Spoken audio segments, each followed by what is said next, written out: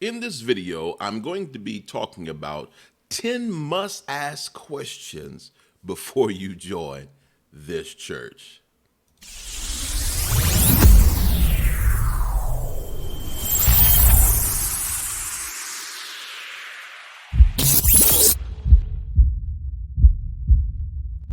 So what I'm going to do in this video is that I'm mainly asking questions that you should know to be able to ask before you join a church. These are very important questions that will allow you to know if this is a fit or if this is a misfit. Number one, number one, what is the mission and vision? What is the church's mission and vision?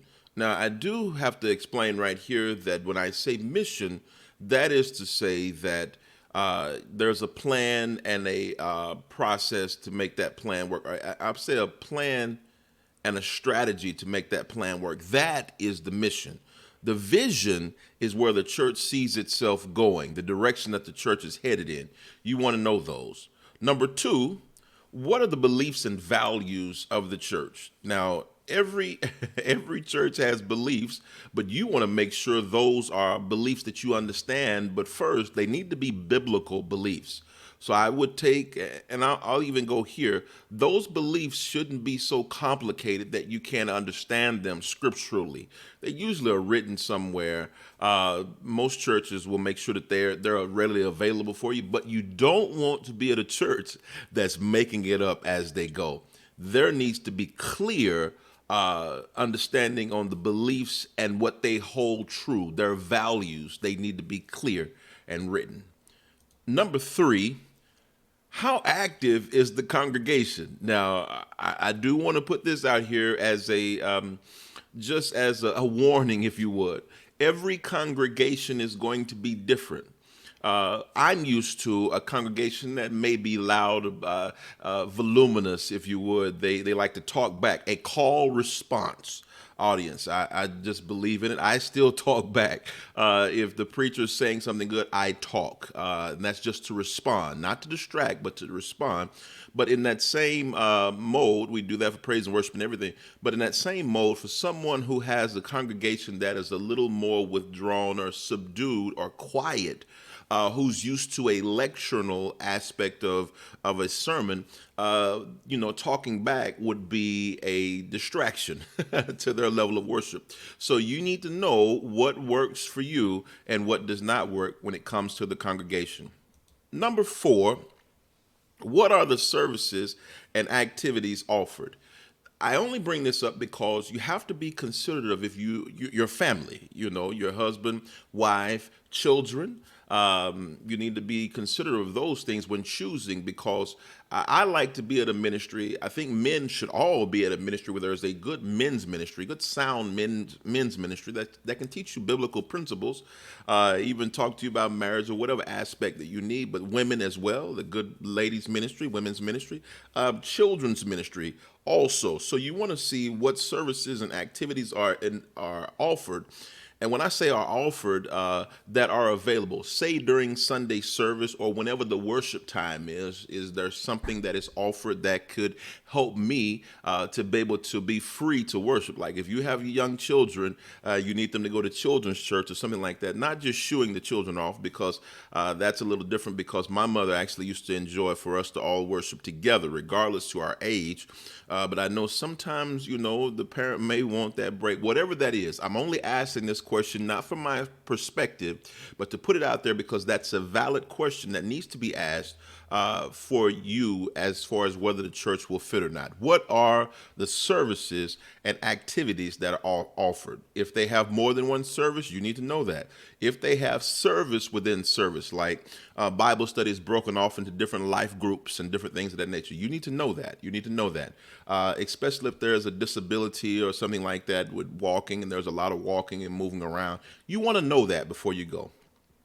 All right. Number five, who are the church leaders? Who are the church leaders and how are the church leaders?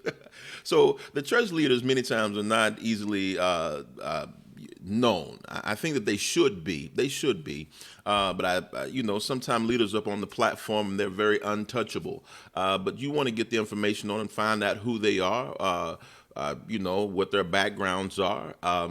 And I say do this because you want to be able to see if it's a connection there overall, what they preach, how they teach, just learn their stories. It's just a great thing to know. It's important to know who the leaders are at the church.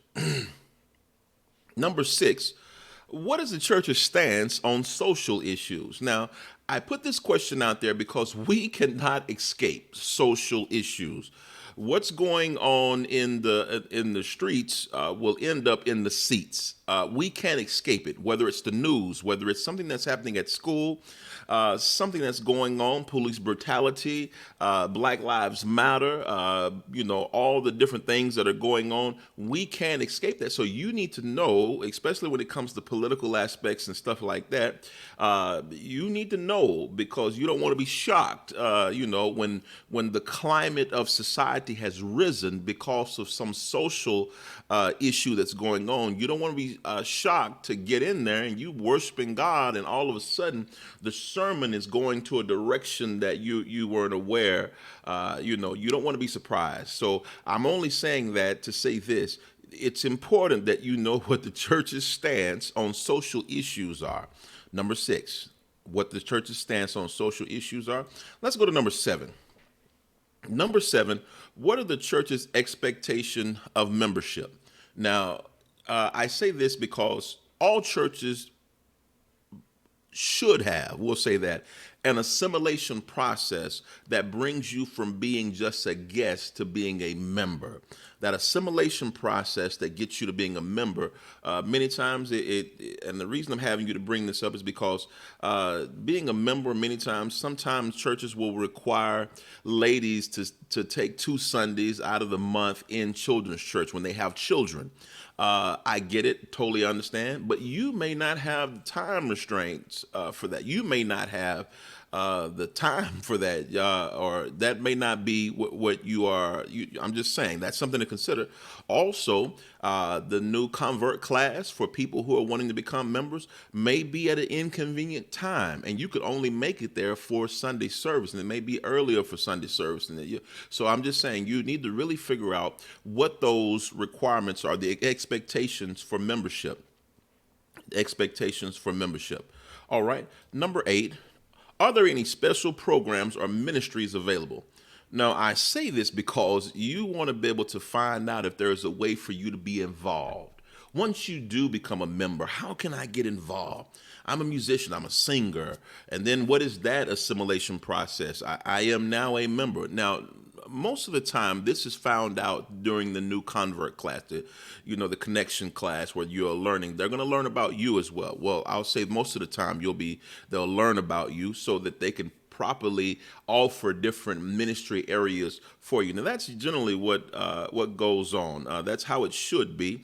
But you want to make sure that you are interested in the programs, know those ministries that are available so that you can be involved, or also that you're now equipped with the information to share with others about what this church that you're possibly going to be a member of offers and what services they'll offer. It may be things that will help your family, and help you in your community. That is a wonderful thing. Number 9, how generous is the church with its financial support? Now, when it comes to talking about finance, I think that it is a very good subject. However, many people don't think that it's a good subject, and that's because finances have been the making and the breaking of churches. It has been the making and the break of churches. But I'll say integrity should never be a negative thing. You want to be able to see how the church is willing to support others, how freely they're willing to support others. But also that integrity there, you want to also see how much integrity or how they are how they are at receiving as they're giving. How are they with receiving? and how do they receive? Now, I have to be careful here, and I just want you to think about this when you're considering a church. When I say finances, you have to understand that many times some churches' financial aspects are going to be different from your personal home aspects. Just putting this out there just so that you can make the right the question here, the right thought here, which is your light bulb at home. You can't correlate that to one light bulb at the church that may cost $200. When your light bulbs come from Walmart and maybe about $6 for about six of them, that may not be the right price, but it's just going to be different. But you want to be able to give freely without worry, and so you want to find that out. These are things. Listen, my friend. These are things that you need to find out before you become a member of that church. Before you join, find this out. All right, and number 10, I'm glad you stayed this long. Number 10, how connected is the church to the surrounding community? I believe that when God first instituted man, he put him in the garden. He put him in the garden and gave him a job. His job was to cultivate the garden, nurture the garden, literally bring out the very best in the garden. Now, what happens here is that Adam brought out the best in the garden. I believe that every church that is planted should grow, and not only grow, but it should also cultivate everything around the church, the community, the schools, the whatever the structure is, the economical structure there within the community. It should build it, make it better, and this is what God intends. So I hope that you are able to get something out of these 10 questions that should be asked. These must ask questions.